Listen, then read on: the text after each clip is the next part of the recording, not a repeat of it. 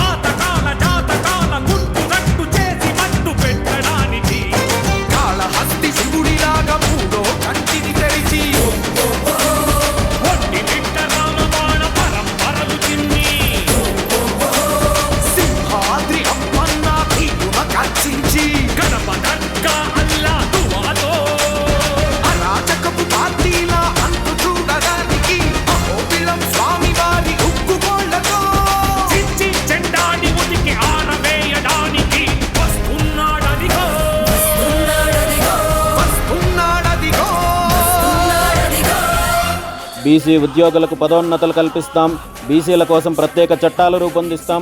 ఒక్కసారి ఓటు వేసి చూడండి, అభివృద్ధికి అర్థం ఏమిటో చేసి చూపిస్తా.